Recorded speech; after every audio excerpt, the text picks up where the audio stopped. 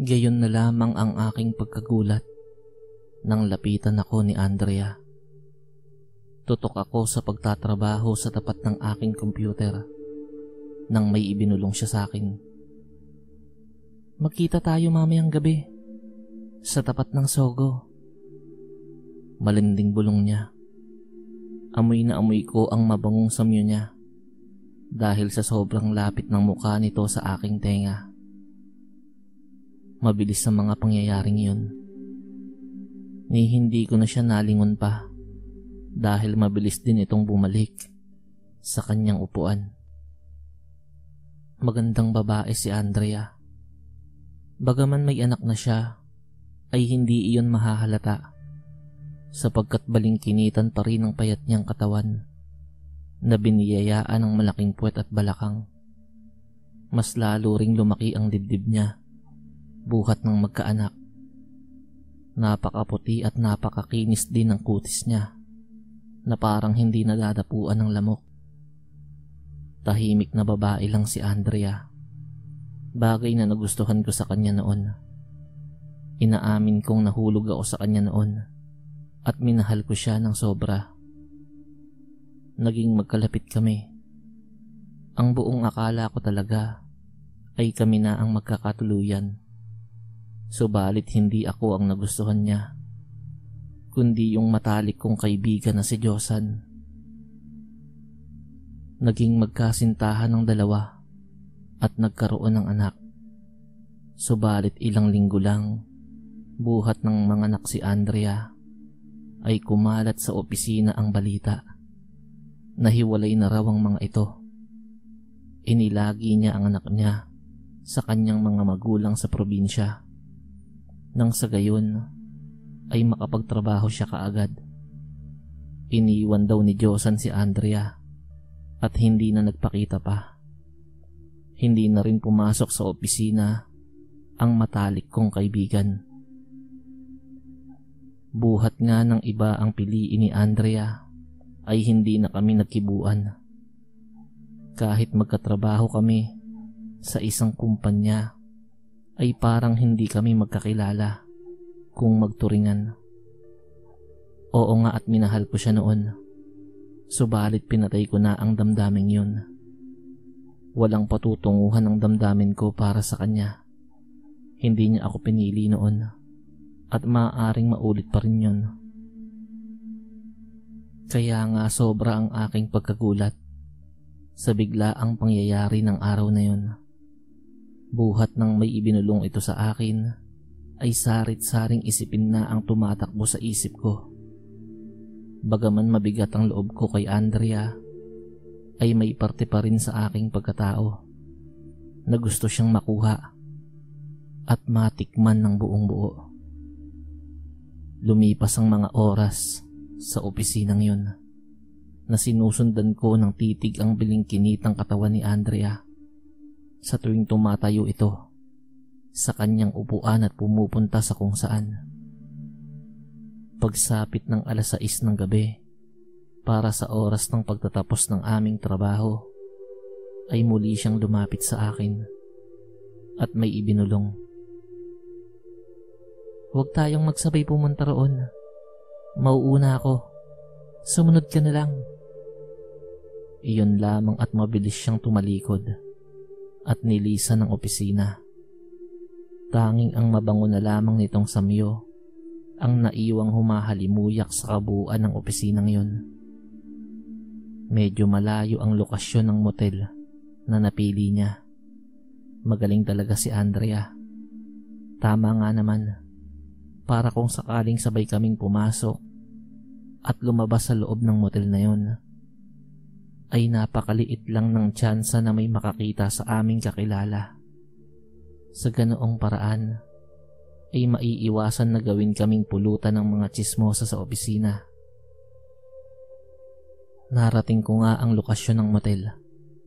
Nakita ko kaagad sa bungad doon si Andrea na naghihintay. Bagaman medyo madilim na ang paligid noon at kakarampot na ilaw na lang ang ibinibigay ng mga pailaw ng gusali, ay hindi nito maikukubli sa akin Ang babaeng gusto kong angkinin. Ang babaeng minsan ko nang minahal. Sabay kaming pumasok sa loob ng gusali. Hindi kami nagdidikit na parang hindi magkakilala. Siguro ay nagkakailangan pa kami sa isa't isa dahil dati naman kaming magkalapit. Nang matunton na namin ang nakatakdang kwarto para sa amin, ay siya ang nagbukas ng pinto at unang pumasok. Sumunod ako at nang pagsara ko ng pinto ay doon na ako sinimulang halikan ni Andrea. Madiin yun, nag-aalab, bagay na matagal ko nang ninanais noong mga panahong mahal ko pa siya. Naglapat ang aming mga labi. Ang mga kamay namin ay malayang humihimas sa kahit anong parte ng katawan ng isa't isa. Dinala kami ng maalab na eksenang yun patungo sa ibabaw ng kama na naroon sa loob ng kwartong yun. Sabay kaming umindayog sa saliw ng katahimikan ng lugar na yun. Ang mga pag-ungol at bahagyang paghingal ang nagsilbi naming tugtog kasabay ng bawat galaw ng aming katawan. Nagpaubaya si Andrea ng mga oras na yun. Naangkin ko siya ng buong buo. Isang bagay na gusto kong mangyari noon. Matapos ang pagtatampisaw na yun, ay inimbitahan ako nito na ipagpatuloy daw namin sa bahay niya kung ano man ang nasimulan namin sa loob ng motel na yun. Itinago ko sa kanya ang bahagyang ngiti na sumilay sa aking labi kasabay ng pagsang-ayon. Mahigit 2 oras ang ibiniyahe ng sinakyan naming taxi hanggang makarating kami sa isang subdivision. Ayon sa kanya ay doon daw siya nakatira. Tahimik ang subdivisyong yun. Malalago ang mga puno na halatang hindi natatabasan ng mga dahon. Wala ring nakabantay na gwardya sa may bukana ng lugar na yun. Pumasok kami sa subdivision. May mga nadaanan kaming mga bahay na parang walang nakatira. Mahahalata yun sa mga damo na lumalagpas na sa bakuran ng mga ito. Ilang saglit pa ay narating na namin ang mismong bahay niya. Maayos naman ang bahay niya. Ang totoo nga niyan ay malaki ito. Kaya nga lang ay kapansin-pansin. Nakakaunti lang ang ilaw noong pumasok kami sa loob. Pinaupo niya ako sa upuan sa sala. Maghintay raw ako roon. Ilang minuto ang inilagi nito sa isang kwarto. Paglabas nito ay nakasuot na lang ito ng maiksing shorts at manipis na sando. Bagaman mahahalatang wala siyang suot na panloob, ay hindi na ako namangha. Nakita ko na kasi ang buo niyang katawan. Nahawakan at natikman. Sapat na yun. Isang kumpirmasyon na lamang ang dapat kong malaman.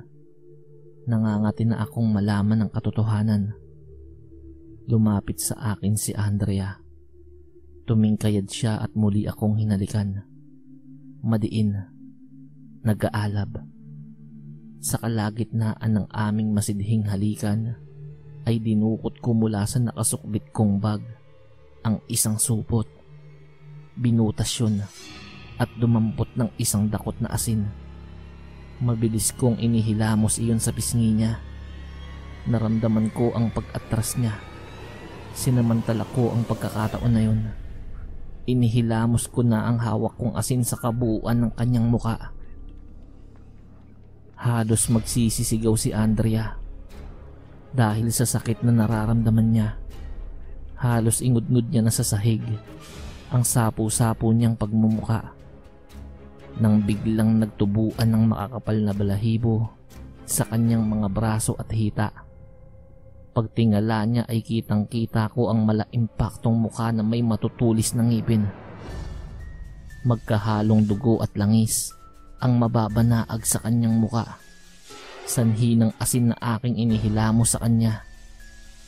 Kumpirmado Aswang nga si Andrea.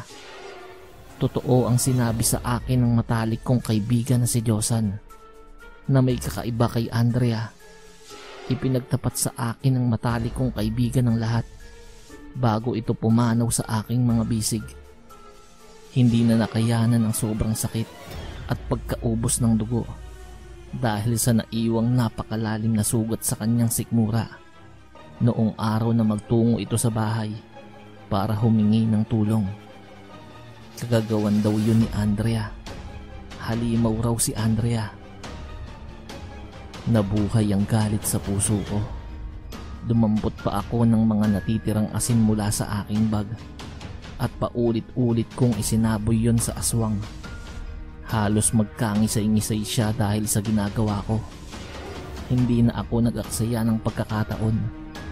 Habang iniinda nito ang hapdi, ay kinuha ko ang isang patalim mula sa aking nakasukbit na bag. Dinamba ko ang aswang at sunod-sunod na inundayan ng saksak. Wala na akong pakialam kung saan ito tamaan. Pinatay nito ang matalik kong kaibigan. Dapat lang itong magbayad. Ilang pag-unday pa ng saksak ay naramdaman kong hindi na yun gumagalaw. Sinipa ko pa yun ng ilang beses para makasiguro. Nang makumpirma ko nang wala ng buhay ang aswang na yun, ay mabilis kong nilisan ang bahay nito. Dala-dala ang kasiyahan. Hatid ng paniningil ko sa pagkitil nito sa buhay ng matalik kong kaibigan. Sa mga sumunod na araw, ay umugong sa opisina ang isang balita. Hindi na raw pumapasok sa trabaho si Andrea dahil nakapag-asawa daw ito ng mayamang lalaki na siyang bubuhay sa kanya at sa anak nila ni Josan.